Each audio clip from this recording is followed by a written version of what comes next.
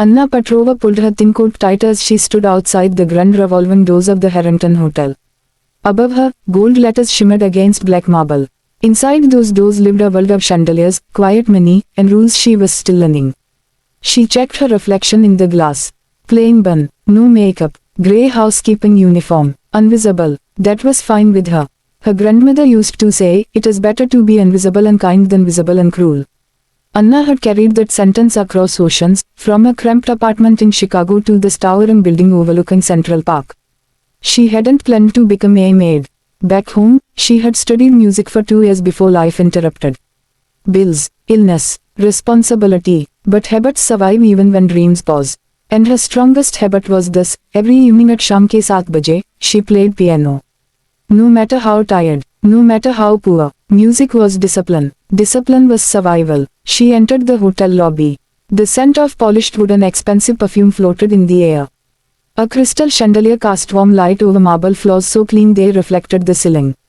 New girl, a senior housekeeper muttered as she handed Anna a clipboard.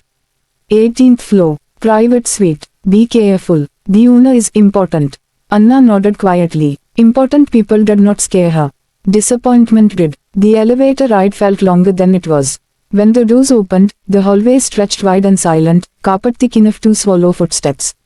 Room 1807. She knocked gently. No answer. She waited. Still nothing. Carefully, she used her service key and entered. The suite was breathtaking, floor-to-ceiling windows revealing winter trees in Central Park dusted with snow. Velvet curtains. A dining table that could seat 12. Paintings framed in gold. But beneath the luxury was something else. Stillness. Not peaceful stillness. Lonely stillness. Anna pushed her cart quietly inside and began her routine: straighten pillows, dust surfaces, replace towels. She moved with practiced rhythm. Habit turned even small tasks into something almost graceful. Then, plink, she froze. A piano note echoed faintly. Plink, plink, hesitant, searching. The sound didn't match the room's elegance. It was unsure, fragile. Drawn by instinct more than curiosity, Anna followed the sound toward the living room. There it stood, a glossy black grand piano near the window. And seated on the bench was a little girl. 7, maybe 8, golden hair tied loosely with a ribbon. Back straight, fingers hovering uncertainly over the keys. Her eyes were open, but unfocused. Anna's breath caught. The girl pressed another key. Too loud. She flinched slightly. Silence followed. Then another uncertain note. It wasn't random playing. It was someone trying to remember something. Trying not to give up. You're looking for middle C, Anna said softly before thinking. The girl startled. Her hands pulled back immediately. Who's there? Anna stepped closer but kept her voice gentle. My name is Anna. I'm the new housekeeper. There was a pause. I'm Lily, the girl replied cautiously. Anna noticed the way Lily's head tilted slightly, not toward her voice exactly, but just off-center. Listening harder than most people ever had to. I didn't mean to interrupt, Anna said. I just heard the music. Lily's fingers moved back to the keys defensively. I'm practicing. That's wonderful. Another pause. Are you staring at me? Lily asked suddenly. The question hit Anna like a quiet wave. No, she answered softly. I'm sitting beside you now. Lily relaxed just a little. They say I have talent, Lily whispered. But I can't see the keys. And teachers get frustrated. Anna's chest tightened. She remembered sitting at her grandmother's old upright piano, chipped wood, one sticky key. She remembered missing notes, crying quietly, feeling slow. Her grandmother never raised her voice. Again, she would say patiently, we build skill the way we build bread. Slowly, Anna sat down carefully on the piano bench. May I? She asked. Lily hesitated, then nodded. Anna gently took Lily's right hand and placed her fingers on the keyboard. Feel the pattern, Anna said. 2 black keys together, then 3. Lily explored with careful fingertips. Music is a map, Anna continued. And maps are patterns. You don't need eyes to feel patterns. Lily's breathing steadied. Anna played a simple C major scale slowly. Not showing off, not performing, just steady, just clear. Then she guided Lily's fingers to do the same. The first attempt was uneven. Anna smiled. Perfect. It wasn't perfect, Lily protested. It was brave, Anna corrected gently. Outside the living room, footsteps approached quietly. Alexander Harrington had returned early from a meeting. His mind was still filled with numbers, negotiations, acquisitions. He intended to review documents in his study. But he stopped when he heard the piano. For months, Lily had practiced reluctantly. Teachers came and left. Frustration grew on both sides. Now, instead of tension, he heard laughter. He moved closer, remaining unseen near the partially open door. Inside, the maid was guiding Lily's hands, not forcing, not correcting sharply, just repeating patterns. Again, and again. Anna did not rush. That struck Alexander most. No one in his world moved without urgency.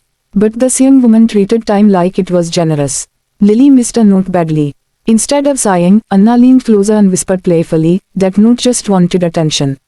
Let's give it some. Lily giggled, a bright, clear sound that Alexander had not heard in months. Something inside him shifted. Anna began a simple melody, soft and warm. A lullaby. Lily listened with complete focus. Then, slowly, she tried. Her fingers trembled. Anna did not grab her hands. She let Lily find the keys. It took patience. It took silence. It took belief. When Lily finally reached the final note correctly, the sound rang pure in the winter air. I did it, Lily exclaimed. Yes, Anna said quietly, pride in her voice. You did. Alexander stepped back from the doorway, heart unexpectedly tight. He had hired specialists with degrees from conservatories. He had spent thousands of dollars searching for progress. But progress had come from something he hadn't paid for. Presence, patience, habit. He looked at the clock. शाम के 7 बजने में 2 minute बाकी. He wondered if she would come again tomorrow. Inside the room, Anna rose from the bench. I should finish cleaning, she said softly. Will you come back? Lily asked quickly. Anna hesitated. शाम के 7 बजे. Her sacred hour, her habit. She looked at Lily's hopeful face. Yes, Anna said gently. Tomorrow at 7. Lily smiled wider than she had all day. Outside, Alexander Harrington stood alone in the hallway, realizing something he had forgotten in the race to build empire. Success can hire talent, but only character builds trust. And sometimes, the most powerful change in a home begins not with money, but with one patient note. Lily sat perfectly straight at the grand piano, fingers resting lightly on the keys. She wasn't playing yet. She was waiting. Waiting had become a new habit. In the kitchen, staff moved quietly. No one disturbed her anymore at this hour. Something about शाम के 7 बजे had begun to feel sacred in room 1807. In his private office down the hallway, Alexander Harrington stared at the clock on his wall. शाम के 7 बजने में 3 minute बाकी. He told himself he had no reason to care whether a maid showed up after her shift. Yet he found himself listening. शाम के 7 बजने में 1 minute बाकी. A gentle knock. Lily's face lit up instantly. That's her. Anna entered softly, brushing snow from her coat. Her cheeks were pink from the cold, but her eyes were warm. You came. Lily beamed. I said I would, Anna replied with a smile. Alexander watched from his doorway again, but tonight, something inside him felt different. Less guarded, more curious. Anna removed her coat and sat beside Lily. Ready for our journey? She asked playfully. Yes. They began with scales, slow, steady, deliberate. Alexander noticed something important. Anna never rushed Lily through mistakes. She let silence do its work. When Lily hit a wrong note, Anna didn't correct immediately. She waited, and often, Lily corrected herself. That small difference struck him like lightning. In business, he solved problems instantly. He interrupted. He controlled. Anna trusted the process. After 20 minutes, Lily attempted the full melody they had practiced the day before. Her fingers trembled at first. Alexander unconsciously stepped closer to the living room entrance. The first line flowed smoothly. The second line faltered. Lily froze. I can't, she whispered. Anna leaned closer, lowering her voice to a gentle hush. Close your eyes, Anna said. Lily blinked. They are already closed. Anna smiled softly. Then close your fear. Silence. The snow tapped lightly against the glass. Feel the pattern, Anna continued. Your hands remember. Trust them. Lily inhaled deeply. She began again. This time, something shifted. Her shoulders relaxed. Her fingers moved with more certainty. The melody rose gently into the room, no longer hesitant, clear and confident. Alexander felt his chest tighten. He hadn't realized how badly he needed to hear that sound. When Lily finished the final note, she didn't cheer immediately. Instead, she turned her face slightly toward Anna. Did I do it? Anna's voice was steady but emotional. You didn't just play it. You owned it. That was the moment Alexander stepped fully into the room. His shoes made a soft sound on the floor. Lily's head lifted. Daddy. Yes, sweetheart. Did you hear? I heard everything. He looked at Anna, not as staff, not as an employee, but as someone who had reached his daughter in a way he could not. How long have you studied music? He asked quietly. Anna hesitated. Not long enough. That's not what I asked. She exhaled. Since I was 6, my grandmother believed discipline was love. Alexander absorbed that sentence slowly. Discipline was love. He had given Lily the best doctors after the accident that took her sight. The best schools, the best therapists. But had he given her discipline with love? Or just solutions with money? How much are you charging for this? He asked. Anna looked confused again. Charging? Yes. Your time. She shook her head gently. I'm not doing this for money. Then why? His voice wasn't cold, it was searching. Anna looked at Lily before answering. Because someone once gave me their time when I felt incapable, she said softly. It changed my life. I'm just repeating the habit. The word hung in the air. Habit. Alexander built companies by building systems, daily actions repeated until they became success. But he had forgotten that homes required systems too. He walked to the piano slowly and placed his hand on Lily's shoulder. Would you like Anna to keep coming every evening?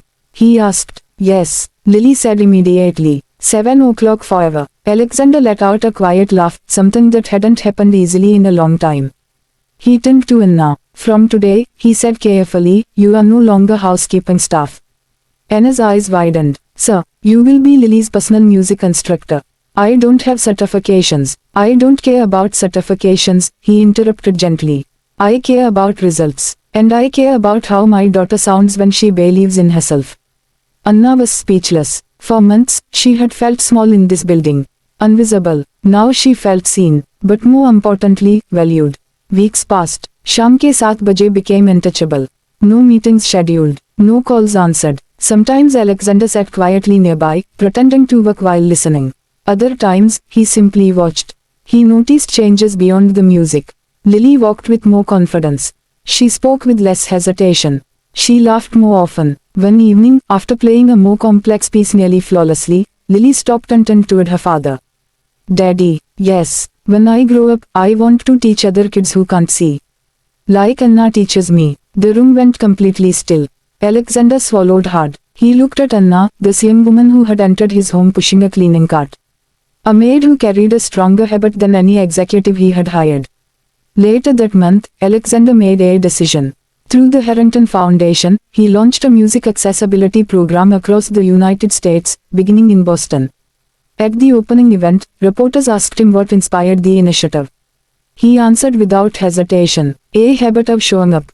That night, back at the suite, Lily played her melody again. Clear, certain, alive. Alexander stood in the doorway, but this time not hiding. And for the first time since losing his wife, he understood something powerful. Wealth builds walls, habit builds warmth, and sometimes, the greatest investment a father can make